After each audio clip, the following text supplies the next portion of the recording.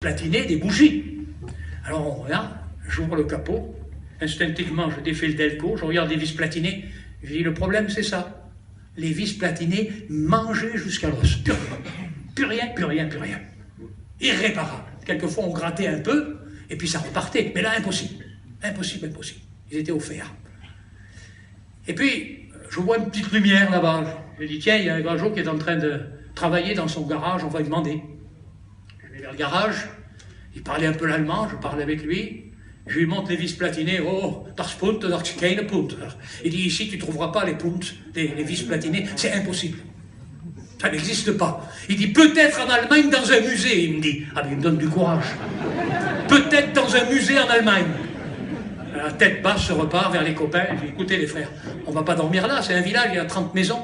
Il n'y a rien pour dormir, rien, on va trouver un espèce de taxi, quelque chose, on va abandonner la voiture, le camion, et puis on va essayer de se faire conduire jusqu'à une ville un peu plus proche. Il y avait une ville à peu près à 70 km, Brașov, on va essayer d'aller jusque là-bas. Et puis d'un seul coup, on était désespérés, on regardait le capot ouvert, on se disait comment faire. Et il y a un vieux monsieur qui vient, 11 h du soir. Un vieux monsieur vient avec un grand paletot.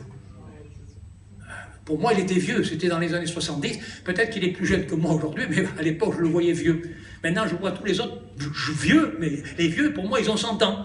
Hein, j'ai 72, moi. Alors maintenant, quand quelqu'un qui a 72, c'est pas un vieux, c'est un jeune. Alors, le vieux monsieur arrive avec un grand paletot.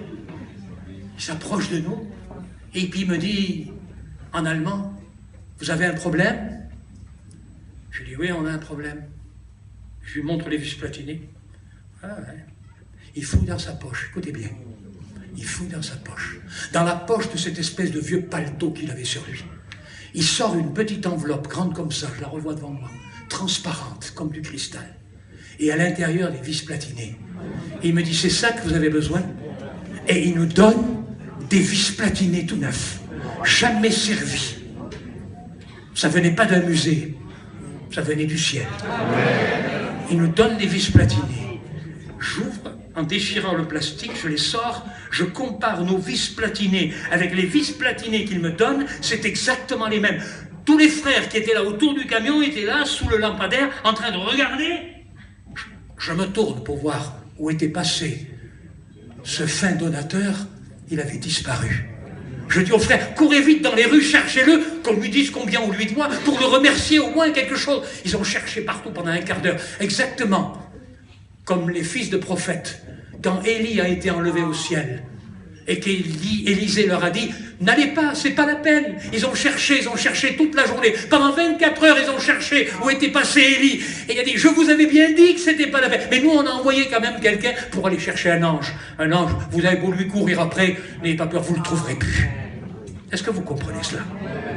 Dieu envoie un perroquet, Dieu envoie un corbeau, Dieu envoie un vieux monsieur avec une poche, avec des vis platinées dans la poche. Dieu fait ce qu'il veut, Dieu fait ce qu'il veut, et il peut faire ce qu'il veut ce matin. Il peut faire ce qu'il veut ce matin.